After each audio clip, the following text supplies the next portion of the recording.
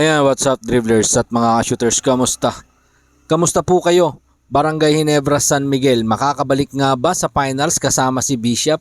Makaka-rest back nga ba bukas? Makaka-bounce back nga ba bukas kalaban ng Rain or Shine Elasto Painters? Tara, pag-usapan po natin yan sa video ito. Pero bago yan, kung kayo po yung napapadaan lang at nagugustuhan ng ating video, ako po yung maglalambing.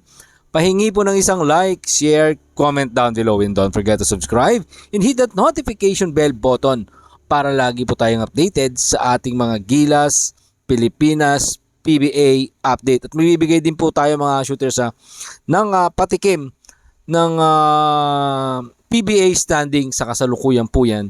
At para naman mayroon po kayong konting update dito sa ating video. Mga shooters, ulitin po natin. Ito pong vlog natin. More on commentary.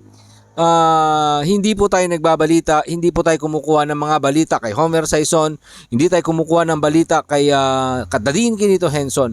Bagkos yung kinukuha po natin balita kay Dadin Quinito Henson, binibigyan po natin ng sarili nating pananaw, opinyon at reaksyon. Yun po yung ating ginagawa. Anyway, mga shooters, eto na po ang ating konting reaksyon at opinyon sa magiging laban ng Barangay Ginebra at kung madadala nga ba ni Tony Bishop ang Barangay Ginebra dito sa Commissioner's Cup Finals.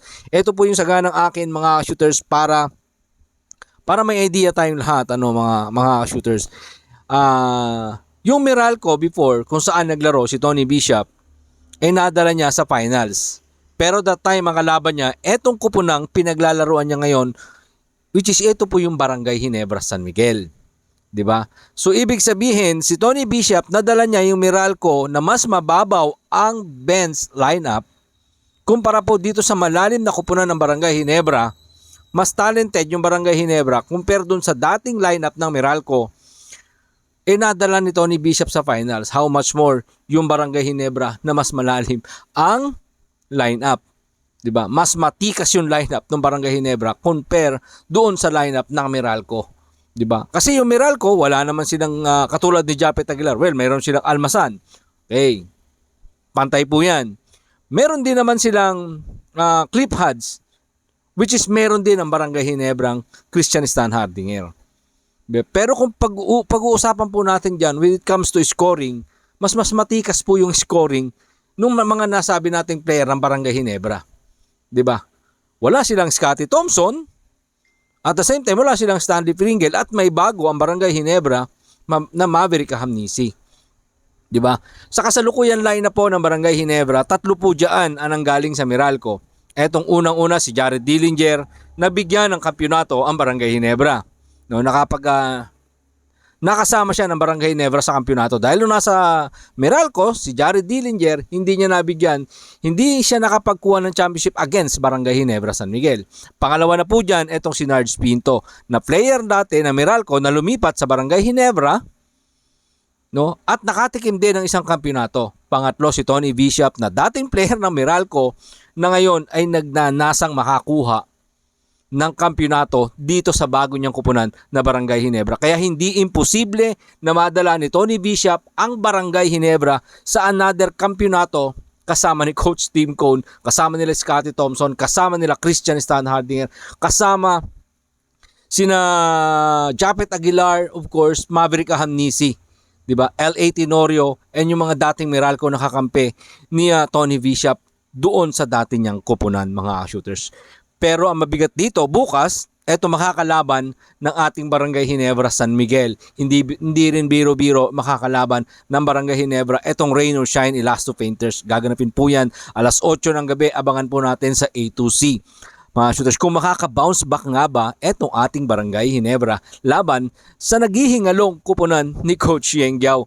Dahil itong kupunan ni Coach Yengyao ay mayroong wala pang panalo, 0-3, no, mga shooters, at nangangailangan ng panalo, uhaw sa panalo, etong makakalaban ng Barangay Ginebra. Samantalang etong Barangay Ginebra naman, galing sa masakit na pagkatalo, kontra naman dito sa kupunan ng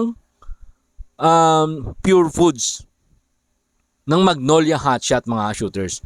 So, ano nga ba ang magiging impact ni Tony Bishop dito sa kupunan ng Barangay Ginebra? Kasi lahat ng may mga nagsasabi, mga shooters, na mas kailangan si Justin Brownlee ng Barangay Ginebra. mas kailangan at mas matikas si Justin Brownlee. Huwag po nating hanapin si Justin Brownlee ngayon. Huwag po nating ipagkumpara si Justin Brownlee at si Tony Bishop ngayon dahil hindi po talaga natin pwedeng makasama si Justin Brownlee dahil sa kanyang kinakaharap na problema pa about sa doping test sa nakaraang Asian Game at hindi pa yan ibinababa ng FIBA kung ano nga ba ang sanction na pwedeng ipataw kay Justin Brownlee.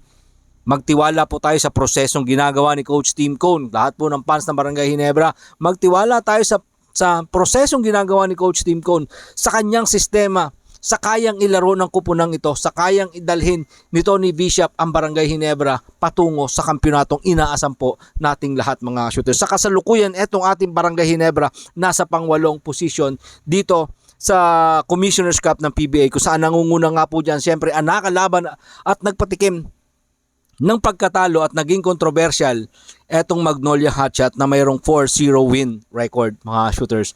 No, so napakatikas na naging laro ng Magnolia dyan at hindi po natin biniblame yung referee or yung pagkakamali ng bawat isa rito. Ang pagkakamali po dito yung Barangay Ginebra, talagang nagkulang sila when it comes to the defense ng third quarter, when it comes to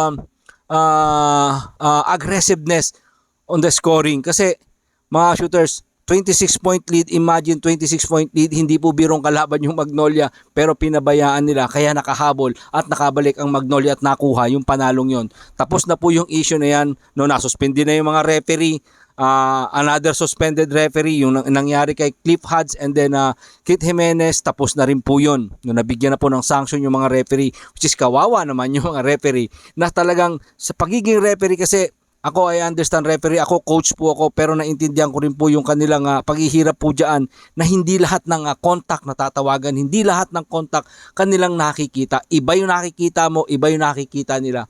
Pero syempre ito, may video kaya maliwanag para sa kanila. Pasadahan po natin mga shooters ito pong standing ng PBA sa kasalukuyan.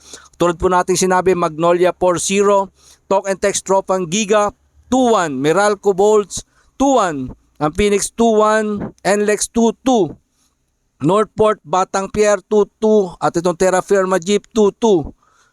Yung Gin Kings, itong Barangay Ginebra pang 8, 1-1, SMB 1-1, at itong Blackwater 1-2, at ito pong Converge 0-3, at ang makakalaban ng Barangay Ginebra bukas na Rain or Shine Elasto Painters na mayroong 0-3. So, kumbaga mga shooters, yung Rain or Shine ay nanganganib din makakalaban ng Barangay Ginebra dahil imagine natin itong Rain or Shine Elasto Painters kalaban ng Barangay Ginebra, nangangailangan parehas ng panalo. Kaya dikdikan laban. Alam naman natin si Coach Yeng Giao isa rin sa mga competitive coach dito sa PBA. Even sa lahat ng mga sinasalihan ni Coach Yeng Giao ay palaban ng isang Coach Yeng Giao. Marami pong salamat sa inyong panonood. Ano man po ang inyong opinion, pag-usapan po natin dyan sa comment section. Ingat and God bless everyone. Adjourn!